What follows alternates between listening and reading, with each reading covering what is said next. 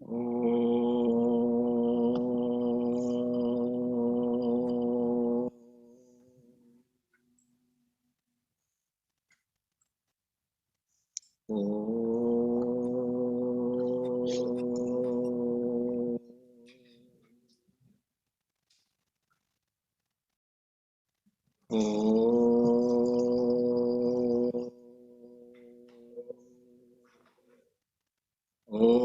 Sahana Vavatu Sahanau Bhunaktu Sahaviryam Karavavahai Tejasvinavadhitamastu ma vidvishavahai. Om Shanti Shanti Shanti.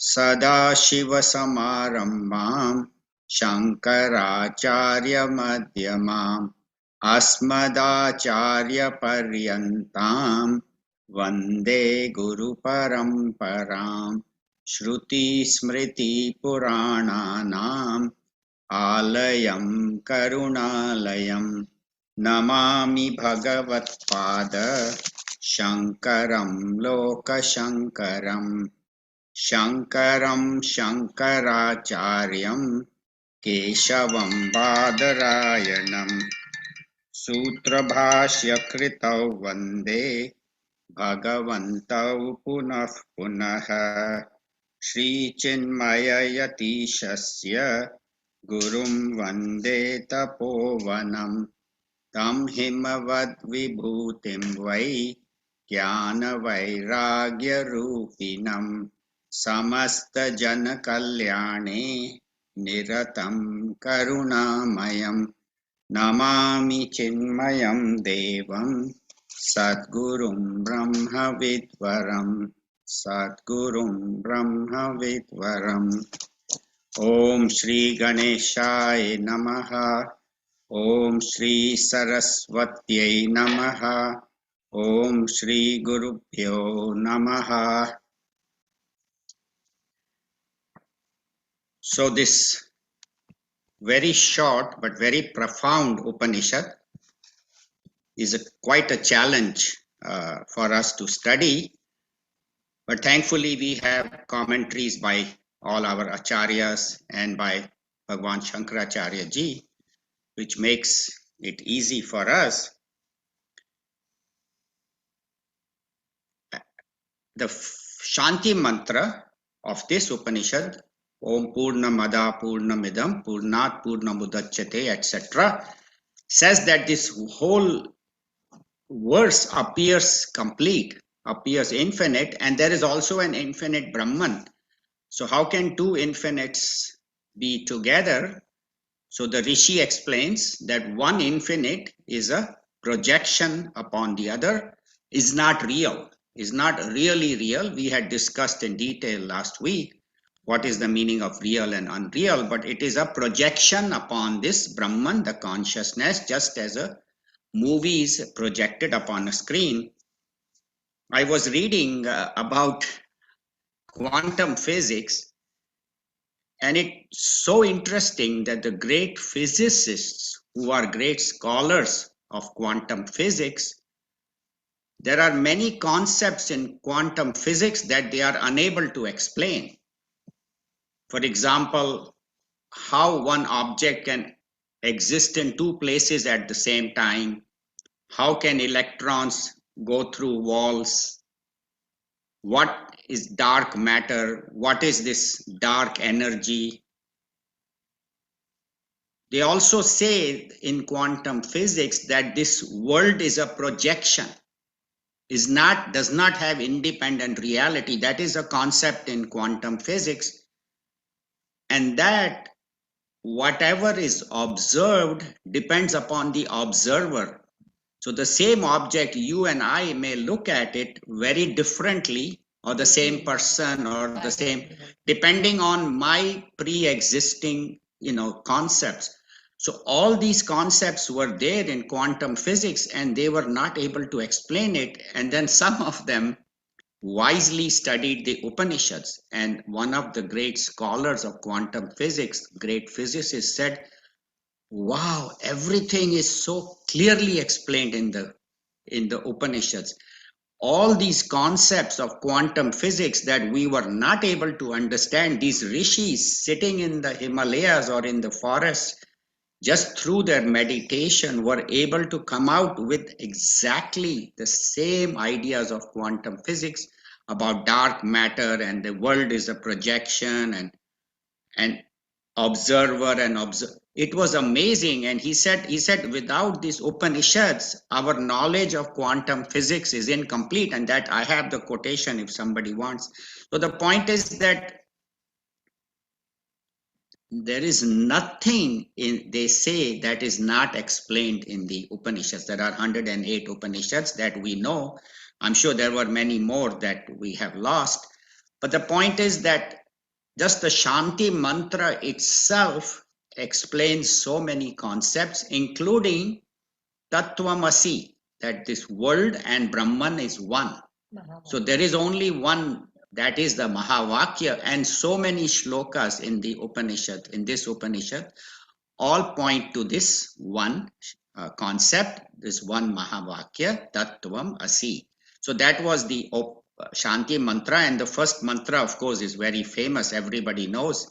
Isha Vasyam Idagam Sarvam Yat Kincha Jagatyan Jagat Tena Tyaktena Bhunjitaha Magrida Kasya Swidhanam. So Bhagwan, this Rishi says that there is only one Isha that has appeared as this whole world. So cover this whole world with Bhagwan, with Brahman, with consciousness, because that alone is. And not only this whole world, but cover myself also with Brahman. So don't think that this world is Brahman, but I am the ego, I am the witness, I am also Brahman. So Tattvamasi is also explained in this the first mantra.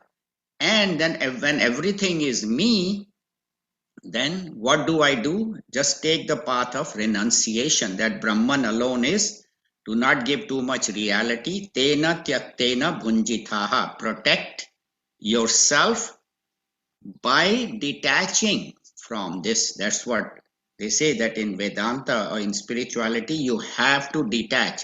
This passion, this passion, this passion. We talked about that even last night. So, tena tyaktena, protect yourself by detachment, by not depending on it, and by understanding that this world is a unreal projection. And then, so this is the path of renunciation, path of meditation, the path of knowledge. So that is all given in the first mantra, Isha Vasyam Idagam Sarvam. Then the second mantra, which we did last week, some people say, that is too hard. I will sit down and meditate and renounce. You asked me to renounce. I don't want to renounce anything. In fact, I want to get more. See, most of the world says, le lo jitna milta hai. Take whatever you can get. Why do you want to give up? I want more and more. I want to work. I am a karma yogi. I am a worker. I want to work. So then the Rishi says, okay, if you cannot do the path of renunciation, path of meditation, path of knowledge, then take the path of karma yoga. So he says, Kurvan neveha karmani jiji vishet shatagam samaha. Even if you live up to 100 years, Kurvan eva, do work alone, work which is, as we said, parasmai pad, work for others, work dedicated to Lord. Na tvanya anya, there is no other path for you. You say, can you give me a third path? No. Either you do the path of jnanam, renunciation, or karma yoga, give up your individuality and realize nothing belongs to me. Everything belongs to God, and even my abilities belong to God. So whatever I have been given, I do with the idea that I am serving God without ego, that God is working through me. Na karma lipyate nare. That's what the Rishi says in the second end of the second shloka, that if you want not to get bound by karmas, you don't want to become a victim of this, do karma yoga, then karmas will not bind you. So somebody says, Rishiji, Guruji, he says, what? Guruji, please listen. He says, what? He says, I cannot do renunciation. And karma yoga, forget it. I don't want to do karma yoga. I just want to work. Why do you want to work? So I can get more. I can enjoy life. I can have fun. I can, khao piyo, maja karo. I don't want all this. Whatever you are teaching, I don't want it. Then what will happen to me? So Rishi very beautifully warns us in a very loving way what will happen to those who do not follow either of the two. I don't want to follow path of meditation, renunciation. I don't want to do karma. I want to karma yoga. I want to work for myself. Me, myself, and I, may the most my family. Sharad, you have the book? You can chant this Ishavasya Upanishad. Yes. We'll do the third mantra. Asurya namate lokaha Asurya namate lokaha andhena tamasavritaha andena mate svavitaha andhena tamasavritaha andena tamasavrataha tagamste pretyabhigachanti tagamste pretyapika janchanti ye ke chatmahano janaha. ye ke chatmanaho janaha. Okay, so we'll all chant together. You can please mute. Asurya namate lokaha andena tamasavritaha tagamste pretyabhigachanti ye ke chatmahano janaha. So the rishis tells us that if you don't want to follow either of the two paths, as Rishi had said in the second shloka, there is nothing else for you, either service or renunciation. He says, if I don't do that, then what happens? So Rishi very kindly warns us, Asurya Nam. Asurya Nam means they are said to be Asur. Asur means demonic, demonic. That means demons. That means Rakshas. So Asurya Nama. So these Te Lokaha. So which worlds will you go to? You will go to the world of Asuras, of the world of that which is not Sura, that which is not God, but which is demons. Also, some commentaries say Nama means really. So the lokas you will really go to, which you will live in, not only here, but also afterwards, are Asuri lokas. Some people translate Asura into Asurya. They make the Su long. Gurudev also has given in his commentary so that Asurya without sun, Asurya without sun goes in the second part. Andhena tamasa avritaha. Tamasa avritaha. So there's sandhi there. Andhena means by blinding darkness. Andhena tamasa. So andhena, by blinding darkness, these worlds are covered. So this world of asuras that you will go to, which are also very dark, they're in by blinding darkness. That's why asura also. That means no surya will be there. It will be darkness. Tagums, to those worlds, they means these people, pretya, having given up their life, abhigachanti, they go to these worlds after their death. And who are these people? So Rishi uses very strong language. Ye kecha. So these people, whoever they are atmahana. Atmahana means they destroy themselves. They destroy their atma. Janaha. These people destroy their own atma. So it says if you don't follow this path, you will go to the path of asuras, which are dark, covered with blinding darkness, and that not only in this life it will be, but even after death your life will be that, and you will be destroying yourself, you will be committing spiritual suicide. So you say, well, what do you mean committing suicide? And you are saying destroying the Atma. Can you explain? Atma, I thought, was indestructible. You know, a person, Purva Paksh. Atma can never be destroyed. You are saying Atma Hana. So let us see what this meaning of this Asurya Loka or Asurya Loka. Asurya means the dark ages. Gurudev says in his commentary that if an individual or a community, either an individual or a community, does not follow these two paths of service, those who are action oriented should serve, and those who are knowledge oriented should worship God. Of course, bhakti comes in that also. If they do not follow this path, then they live a life of licentiousness. That means enjoy life and sense pleasures, khao pio, and do whatever you want. And there is no control, like the Charvaka philosophy, where there is no, nothing to worry about. There is no God. The purpose of life is to eat, drink, and be merry.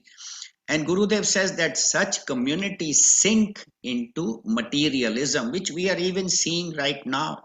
There is so much materialism, so much selfishness, so much violence. Everybody is looking out for himself. There is war, there is conflict, there is no peace. So these are called Asurya Lokaha. These are world of darkness.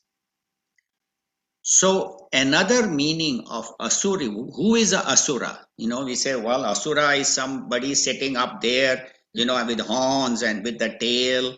And, so what do I have to worry about them?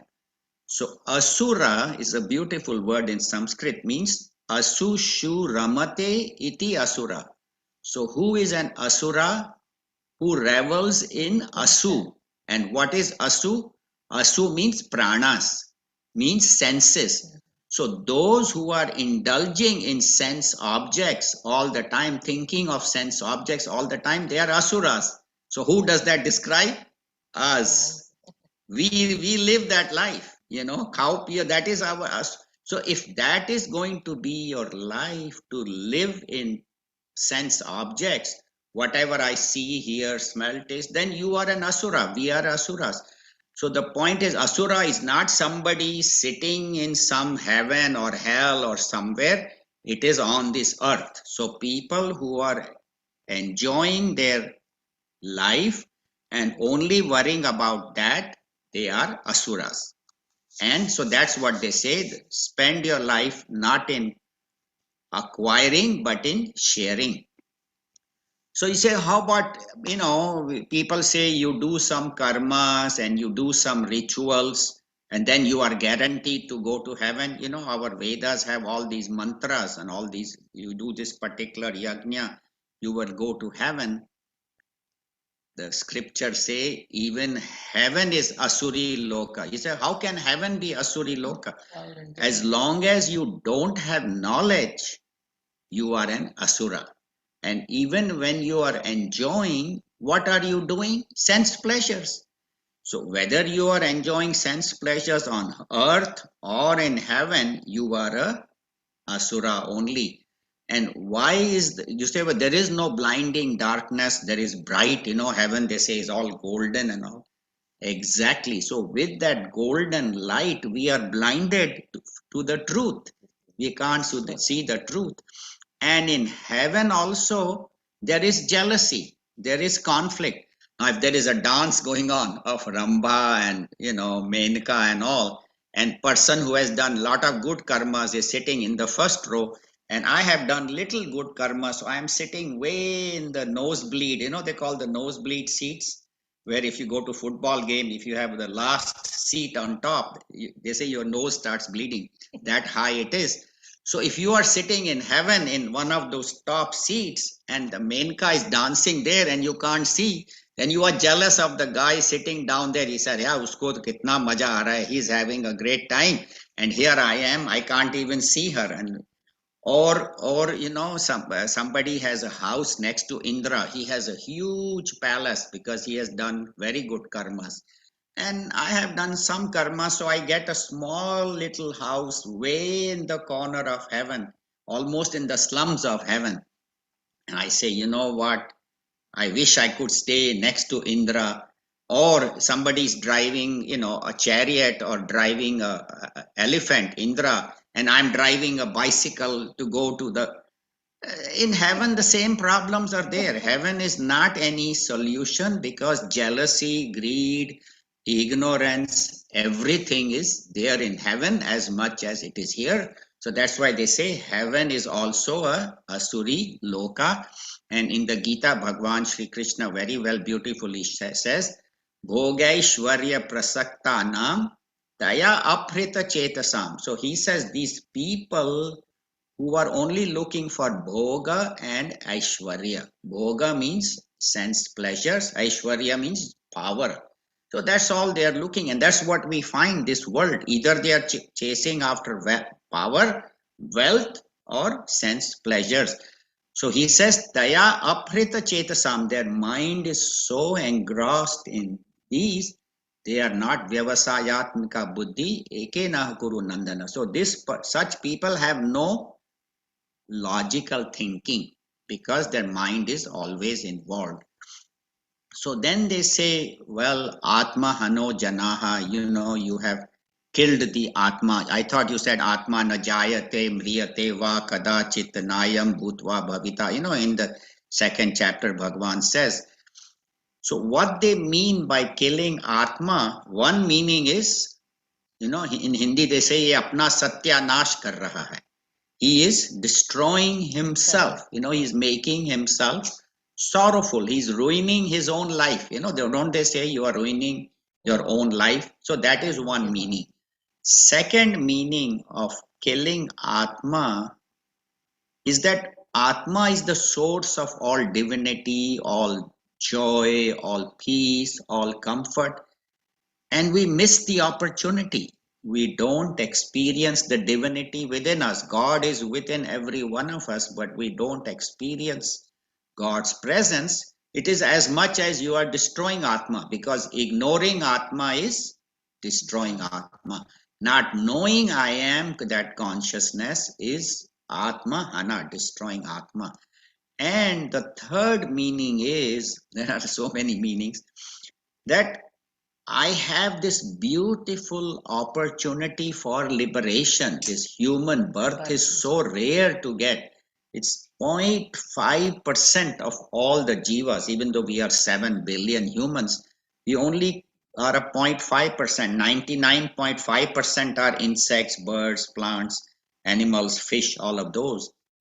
And this rare opportunity you have got, and if you don't take it to achieve enlightenment, you have destroyed Atma. You have destroyed this beautiful opportunity. And then Bhagavan, the Rishi says, you know, whatever company you keep here, I give you the same company. Bhagavan is very compassionate. He says, if you associate with such people, lower company, theek hai, you go and enjoy the lower company, which is basically hell.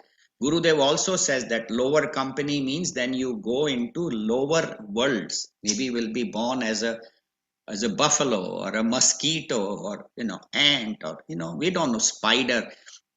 So we go down in evolution.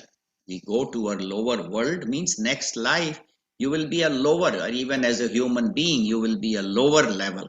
So the point is that in life we want to go upwards or we go downwards. So that's what the Rishi says, that if you do this, you become a destroyer of the soul. So why is the Rishi scaring us so much? Why is he telling all these things?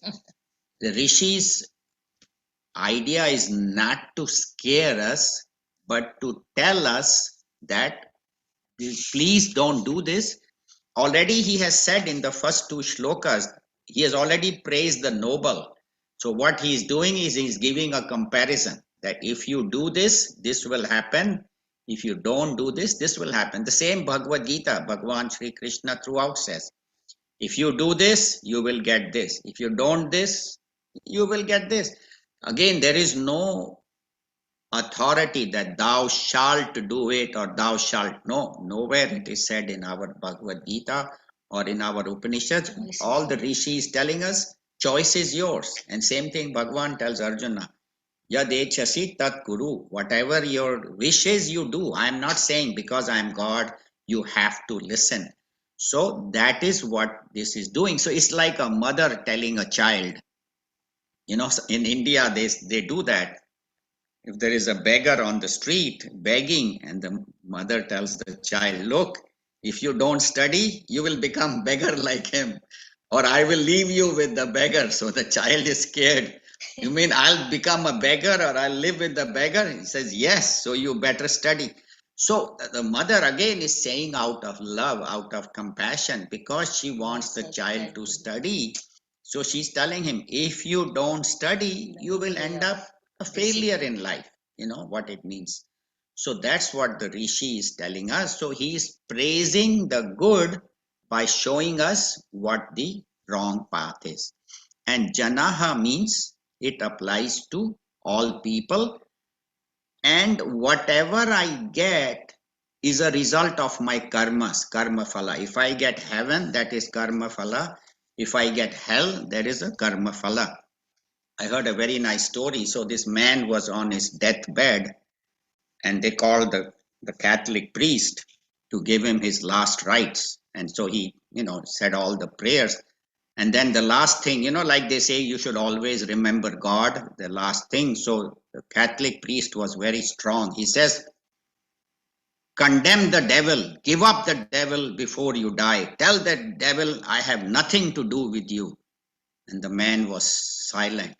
He said, I'm telling you, the devil is all evil. And before dying, you have to say, I condemn you, devil. I denounce you. I want nothing to do with you. The man is still quiet. So the priest says, I'm telling you, why don't you repeat the words? He says, Father, he was barely able to talk, but he says, Father, look, the life I have lived, I don't know where I'm going to end up, heaven or hell. So I don't want to aggravate anybody. I don't want any problems. किसी से पंगा नहीं लेना. He said, wherever I end up, let me be friends with them. If I end up in heaven, God, if I end up, so I'm not going to say anything bad about the devil. I keep my security. He was a very smart guy. So the point is that whatever karmas we do, there we will end up. This human body we have is because of past karmas.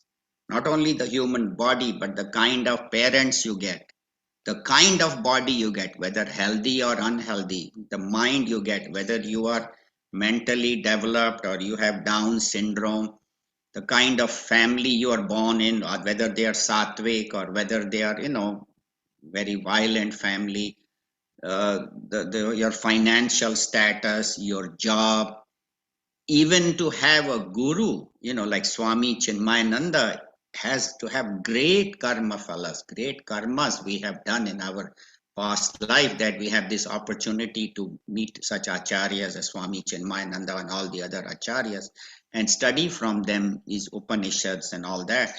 So everything is karma phala. So that's what the Rishi is telling him, that choose karmas wisely, because that will be your ultimate destination, not only in this life, but in many lifetimes. And those who follow this path of ajnanam, path of ignorance, why do they do that? And why is the world covered with blinding darkness? They say the world is covered with blinding darkness. What do they mean by that? Nama Rupa, not seeing the consciousness. The Nama Rupa, the name and form, are covering this dark, this brilliance. This Atma, this consciousness is covered by name and form. So see Isha Vasya Mitagam Sarvam. That same theme is there. That see God and do not let God be covered by Nam and Rupa. But we give so much importance to name and form that we forget there is essence within me and within everything. So then I cannot have any hatred, cannot have any selfishness. And there are three kind of ashanas. I'm sure Niru has talked about them in the previous Upanishad: Putreshana, Vitteshana, and Lokeshana.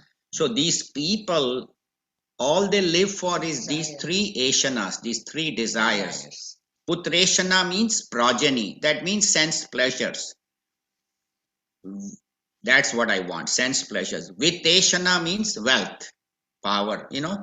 So kama, what is that? The four purushas, the dharma, artha, kama, moksha. So artha and kama, and lokeshana means name and fame. So either they live for sense pleasures, progeny, or for wealth, or for name and fame. So that is the path of ignorance, and that is what most people follow. And then how do I improve this? How do I improve my life? So people say four things they do. Either these are the ignorant people, either they change desha, kala, vastu, and vyakti. That's the fourth one. Fourth one. Desha means this play America in India was no good. When I go to America, I'll be happy. And we go to America and we get all kind of problem. We say, "Arey, India was so much better.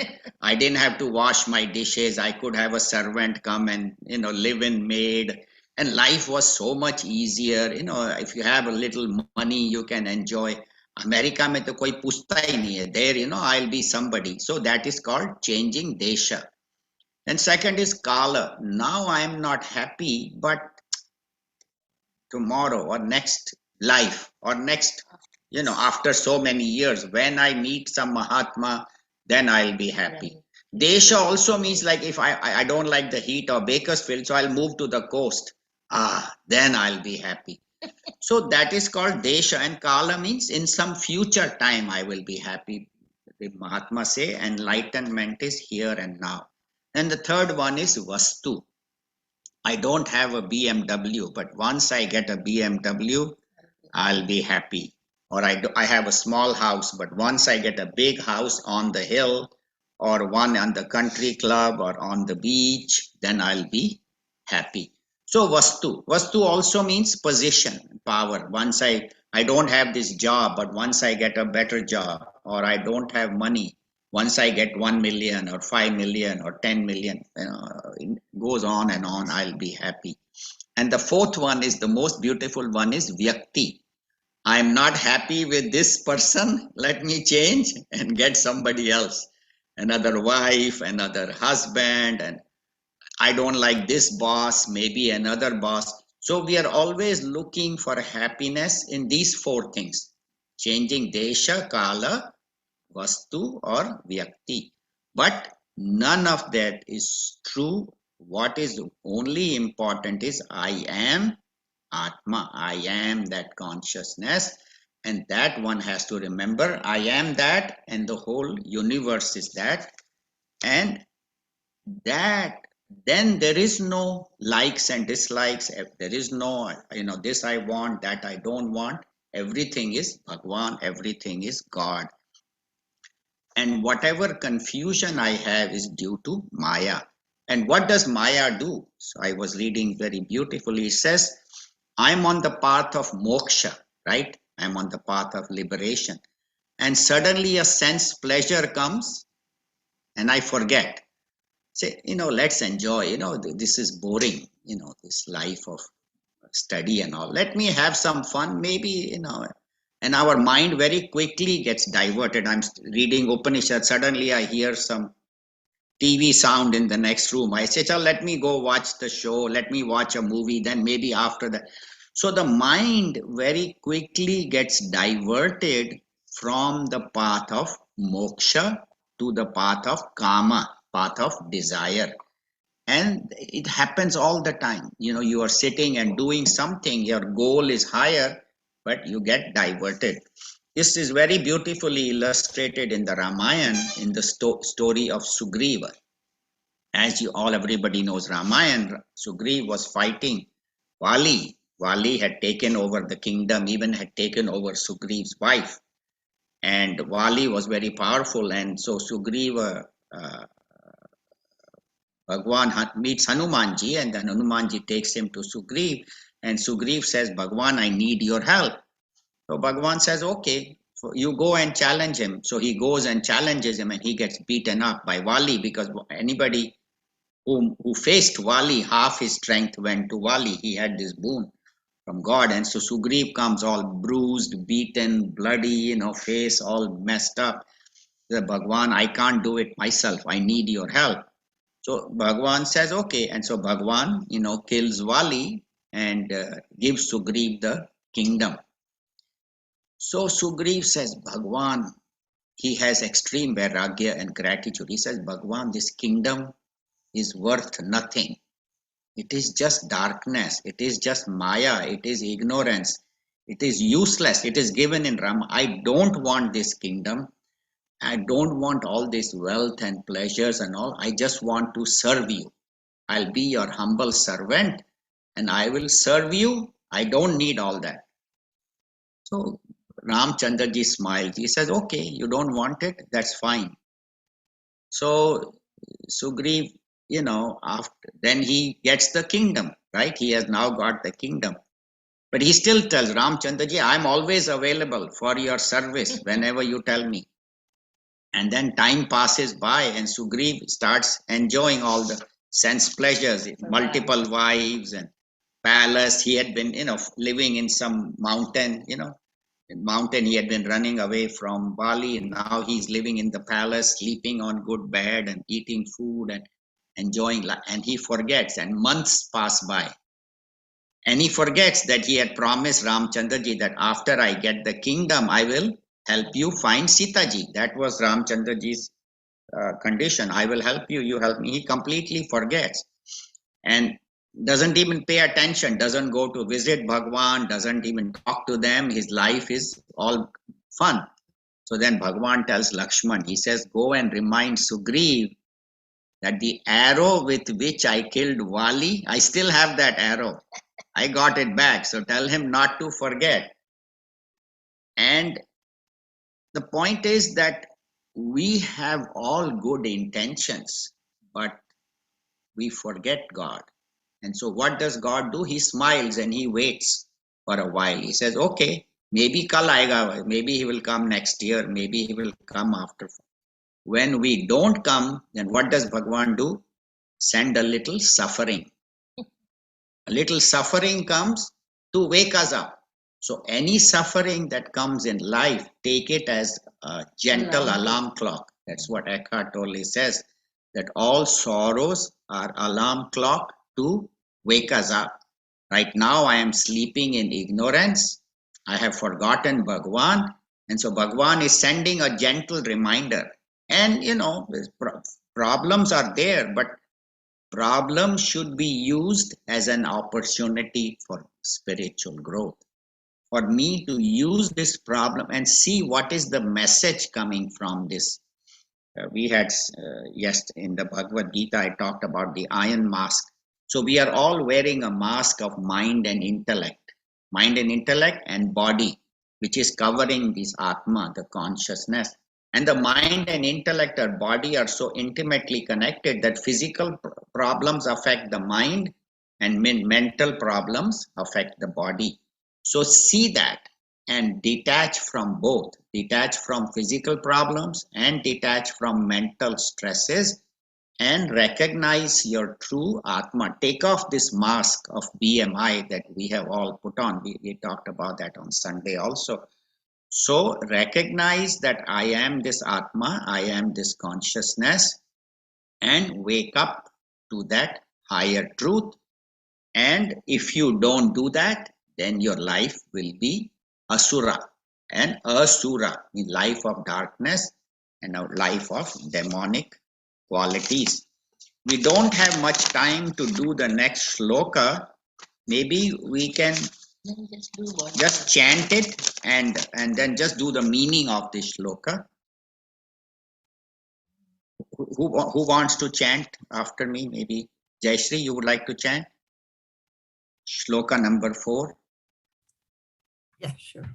Anejadekam manaso javiyah अनेजदेकं मनसो जवीयः nainadeva apnuvan purvamarshat नैनद्देवा आत्मवन् पूर्वमर्षत् yadhavato nyan atyeti tishthat यद्धावतोऽन्यान्यत्यक्ते तिष्ठत् tasminnapo matarishva dadhati. तस्मिन्नपो मातरिष्वा दधाति. Together. Anejadekam manaso javiyah nainadeva apnuvan purvamarshat taddhavatonyan atyeti tishthat tasminnapo matarishva dadhati. Each shloka has a different tune. Fortunately, I have a commentary that the Swamiji has chanted, so I'm able to do that. So, unajat. Unajat means does not move. Ajati means moves. Unajati means does not move. And so he's talking about Atma. Because remember, Now from 4 to 8 is Atma. From 4 to 8 is Atma and the wise person. Remember, the first shloka starts with Isha Vasyam Idagam Sarvam. So the student asks the teacher, Guruji, yes, you have not told me what Isha is, right? He said Isha Vasyam Idagam Sarvam. Yeah, but I don't know who is this Isha, what is this Isha? Can you please tell a little more about it? So 4 to 8 tells us who this Isha is and how a man of enlightenment lives in this world. So unajat. So now he's talking about Atma, the Brahman, the consciousness. Unajat. The unajat means does not move. And it is ekam. It is one. And we know, there is non-dual. That's what they say in Upanishad. One alone. Non-dual. Anejat ekam. It is one alone and it does not move. Okay. Then he says manaso javiyah. Than the mind, fifth case, it is faster. He said, you just said it does not move and now you are saying it is faster than the mind. He says, yeah, like he said, okay, think of your parents in India. Yes. Or your family in India. Okay, the Atma is already there. Consciousness is already there. Think of heaven. Okay, Atma is already there. It is faster than the mind. Think of Africa, forest. Atma is, so it is faster than the mind. And na enat devaha. The gods apnuvan purva marshat. The gods could not reach it. Purva marshat means it ran before them. You just said that it is unmoving and now you're saying it ran before even the gods in heaven, even Indra, Vayu and all. Yes, it ran faster than them. Oh, that's confusing. Then he says, Tad dhavato anyan atyeti tishtha. Dhavato means dhavataha anyan. So others who are running, atyeti, it overtakes. Sitting, tishtata, it sits in one place and overtakes everybody who is running. Wait a minute. Sometimes you say it is sitting. Sometimes you say it doesn't move. Then you are saying it overtakes everybody. Even the devas could not catch it. And it is faster than the mind. Can you make up your mind, please? Guruji, can you tell me, does it move or it does not move? Is it slow or is it fast? Is it motionless or moving? So student is highly confused by this particular shloka. Until now he is confused. Now the confusion gets even worse. Tasmin apaha. So in that, apaha means water. Matarishva. Matarishva is translated as air. or also translated as space. The dhati means keeps. So in that consciousness, space or air keeps water. What? Space and air keeps water in that conscious? It doesn't make any sense. That's why we need Shankaracharya ji. That's why we need Swami Chinmayananda ji. So this beautiful shloka will do next week.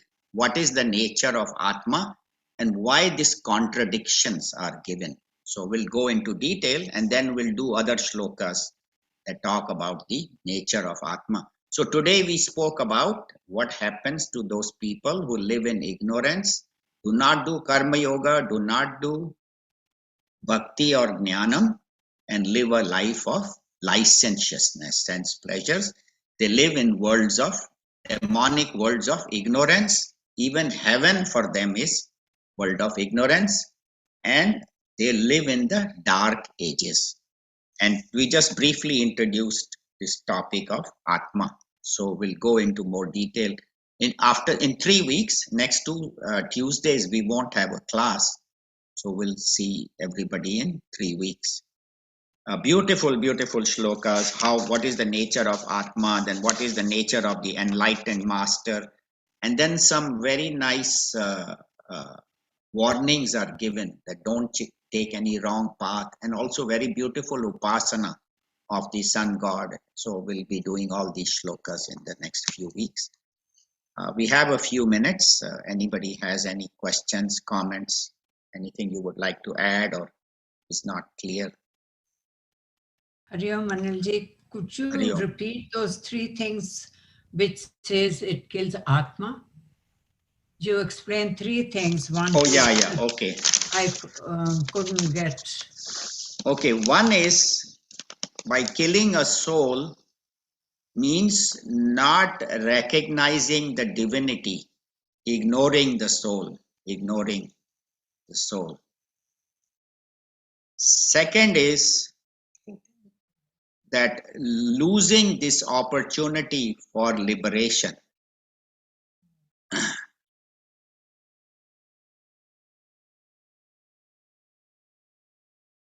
Third is not ignoring, not getting the benefit of this knowledge is also called Atma, destroying the Atma. 4 is when you keep lower company, then कहते हैं ना उसका सत्यानाश हो गया. He's ruining himself. So these 4 meanings are how you can kill the Atma. Means you do not experience, even though I am divine, I don't experience the divinity. So that is 5th one. So there are many, but basically all of these we covered. There are many ways I can destroy the Atma, I can kill the Atma by not experiencing, by not knowing that I am that. Taking it, wasting this beautiful opportunity that Bhagwan has given us, this knowledge. From Gurudev. No, I think, I just, last week you said about 7 waves, how this Upanishad has been 7 waves that Gurudev explains. So I heard something, Bhagwan Shankaracharya ji also has divided this Upanishad into 2 parts. So after a while, it may get little difficult because suddenly there is switches. And how he explains is the first sloka is for the highest seekers. Second one, which is the karma yoga, is for other seekers like us and lower seekers. Then the third one was, if you're not the first and second. And then he says from 4 to 8 is for the higher seekers. So we'll explain about all the Brahma and everything. And from 9 to 18 is the other seekers, where it will show all the upasanas and everything. So he divides into that. That's why he said, when we read this Upanishad, when we come to 9 sloka, it suddenly takes turn. So we should understand that it's just the Upanishad style that he has put it. But Swami Vivekananda ji, he says from 1 to 18, it's all for the same seekers, no difference. He says why? Because he says, see God in everything and do your work. Live in the world and be blessing to others. So according to him, it is all one. And the second thing I want to say that on Sunday we did this killing of the Yeah, Atma killing of on the 29th Atma. of 29th sloka, so We have beautifully seen. done. Uh-huh, So it's like committing a suicide, spiritual suicide, if we don't Right. recognize this Atma in this lifetime. So I thought that, it is so coincidental that Bhagwan is doing the blessings on us, saying, okay, you're studying this, I'm going to revise you again on Tuesday. Yes. Yes. So I just feel so so happy and saying can't express, and especially today is so beautiful a day Right. that God is blessing all of us getting the water in California, that we wouldn't go into drought. So I think all these things plus all the people that attend this gives me a lot of like a family, or but like walking in the same path, and we are kind of all seekers, which is very useful. And I thank you very much for your time and concerns and all the studies you do for us. Thank you. Thank you. Actually, some Western scholar even said that these 18 mantras, somebody just found them and just put them together, and they don't make any sense. He said there's no connection because they don't understand it. See, they don't understand it because somebody has taken a Sanskrit to English dictionary, translated it, and then criticized it without going. So that's why Upanishad, sit at the feet of the Guru and learn from the Guru with humility. That's very, very essential, very important. Any other, Lata, any questions, comments? Even after 9, Guruji said the Upanishad is finished for a higher student who is already done. After 9, the Upanishad is finished. Upanishad is After finished. it is for us. For upasanas and warnings that don't do this. Be careful. Yeah, that's how Well, Shankaracharya does. And we'll end with the Shanti mantra. Om Purnamada Purnamidam Purnat Purnamudachyate Purnasya Purnamadaya Purnameva Vashishyate.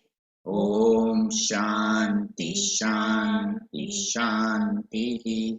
Hari Om Shri Guru Pyo Namaha. Hari Om. Thank you very much. Hari Om.